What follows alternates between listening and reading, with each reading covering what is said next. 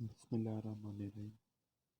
اسلامی جمہوریہ پاکستان اور دنیا، علم شریعت کا چیپٹر نمبر 6، جو اس کا لاسٹ چیپٹر ہے۔ اس میں سب سے پہلے ہم پڑھیں گے خارجہ پالیسی کا مفہوم اور اس کے ساتھ پاکستان کی خارجہ پالیسی کو متعین کرنے والے عوامل کون کون سے۔ تو سب سے پہلے خارجہ پالیسی کا مفہوم پڑھتے ہیں۔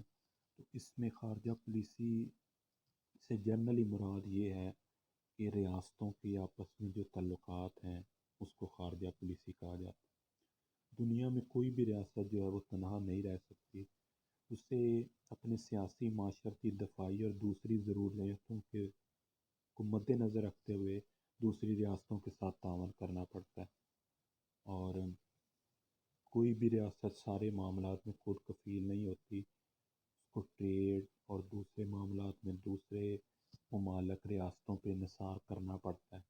تو اس حوالے سے چند بنیادی اصول ہوتے ہیں جن کو مد نظر رکھ کے کوئی بھی ریاست جو ہے وہ خارجہ پالیسی اس کو متعین کرتی ہے۔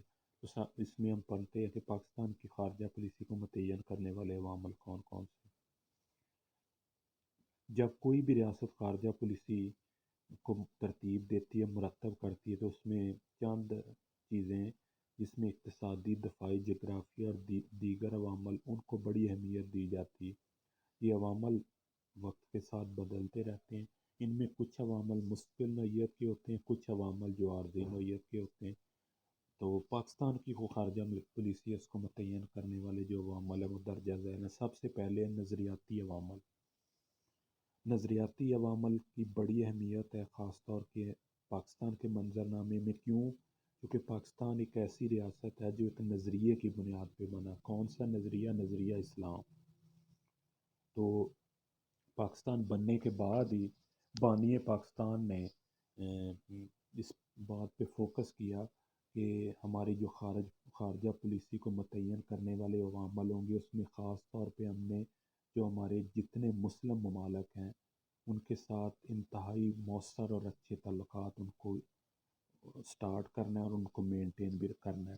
اس حوالے سے جب OIC 1969 میں بنی اور اس کا دوسرا اسلامی سربراہی جو کانفرنس ہے وہ 1974 میں لاہور میں ہوئی، اس کی اسلامک ورلڈ میں اور پاکستان کی پولیٹیکل ہسٹری میں بڑی اہمیت ہے، کیونکہ تقریباً 35 ممالک کے سربراہان مملکت خود اس میں شریک ہوئے، اور اس کے بعد ایک ورلڈ پالیٹکس میں ایک نیا پیٹرن انٹروڈیوس ہوا جس کے مطابق کہ اسلامک ممالک مل کے کوئی اسلامک بلاک بنا رہے ہیں۔ اس میں خاص طور پہ 3 شخصیات نے بڑا مفید اور مؤثر کردار ادا کیا، جن میں سب سے پہلے پاکستان کے وزیر اعظم ذوالفقار علی بھٹو صاحب، اس کے بعد کنگ آف سعودی عربیہ شاہ فیصل صاحب، اور اس کے بعد لیبیا کے صدر معمر قذافی۔ تو اس میں پاکستان نے جو لاہور میں یہ تاریخی اجلاس ہوا بھرپور کردار ادا کیا، اور اس بات پہ زور دیا کہ جو مسلم ممالک ہیں ان کو آپس میں انتہائی مؤثر تعلقات جو ہیں وہ مینٹین کرنے چاہیے، اور ایک دوسرے کی کسی بھی مشکل میں مدد کرنی چاہیے۔ اسی اجلاس کے دوران جو فلسطین کا ایشو ہے، بوسنیا، کشمیر، ان ساروں کو پہ ڈسکشن ہوئی اور ایجنڈے میں شامل کیا گیا کہ ان کے حوالے سے جو مسلم ممالک ہیں ان کی ایک مشترکہ پالیسی ہونی چاہیے۔ اس کے بعد نمبر 2 ہے قومی مفاداتی عوامل۔ تو ہر ریاست اپنے نیشنل انٹرسٹ کو ہمیشہ مد نظر رکھتی جب بھی اپنی خارجہ پالیسی کو ترتیب دیتی ہے، کہ اسی کے تناظر میں ہم دیکھتے ہیں کہ پاکستان نے 1954 میں اور 55 میں سیٹو اور سینٹو سائن کیے، دفاعی معاہدات تھے، کیونکہ پاکستان کی نیشنل سیکیورٹی کو اس کی ضرورت تھی، تو اس حوالے سے پاکستان کو 54 55 میں یہ کرنے پڑے۔ اس کے بعد ڈفرینٹ معاملات میں پاکستان نے اپنے مفاد کو مد نظر رکھتے ہوئے جو بھی پالیسیاں اس کو بنایا۔ اس کے بعد نمبر 3 ہے جغرافیائی عوامل۔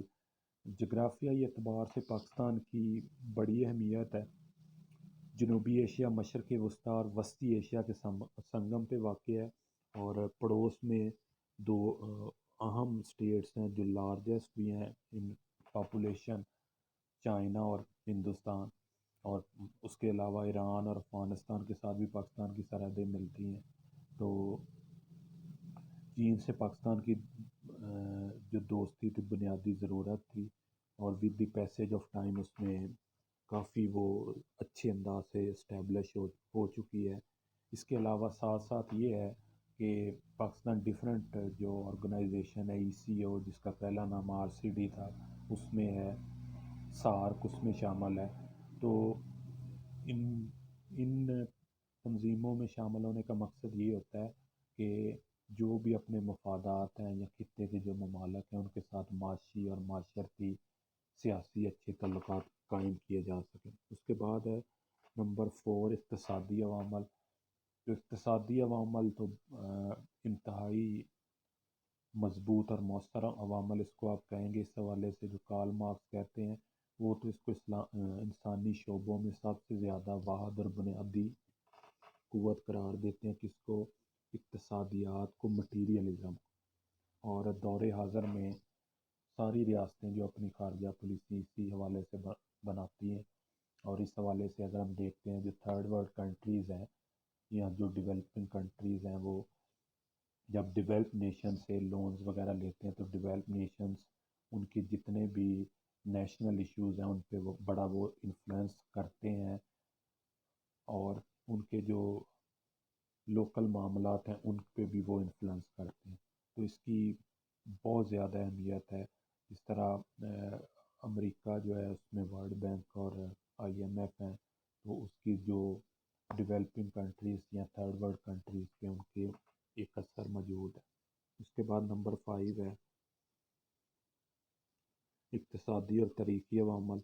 تو یہ نفسیاتی اور تاریخی عوامل ہمیشہ بڑا اس کا اثر ہوتا ہے۔ برس کی اگر ہم تاریخ کو ڈسکس کریں تو وہ اس میں بڑے تلخ تجربات ہیں، اور انہی تجربات نے سیاسی، معاشی اور معاشرتی طور پہ برصغیر کے مسلمانوں کو علیحدہ وطن کے مطالبے کے حوالے سے مجبور کیا۔ اور کیوں کہ نفسیاتی طور پہ وہ سمجھ رہے تھے کہ ہندو جو ہیں، ہندو تنظیمیں وہ اکھنڈ بھارت اس کا نعرہ لگا رہے ہیں، جس سے مراد یہ ہے کہ ہندوستان میں صرف ہندو ہی رہیں گے اور ہندوستان ہندوؤں کے لیے۔ تو اس نے بڑا اہم اس کا کردار ہوتا ہے۔ اس کے بعد نمبر 6 ہے واقعاتی عوامل۔ تو واقعاتی عوامل کے ساتھ بھی فارن پالیسی کے جو پیٹرنز ہیں ان میں کچھ نہ کچھ تبدیلی آتی ہے۔ فار ایگزامپل کہ 9/11 کے بعد جو پاکستان کی فارن پالیسی کا پیٹرن ہے وہ ایک نئی سمت اس میں آ گئی، اس کا پیٹرن چینج ہو گیا۔ تو یہ تھے پاکستان کی خارجہ پالیسی کو متعین کرنے والے جو اہم عوامل ہیں، ان کو ہم نے ڈسکس کیے۔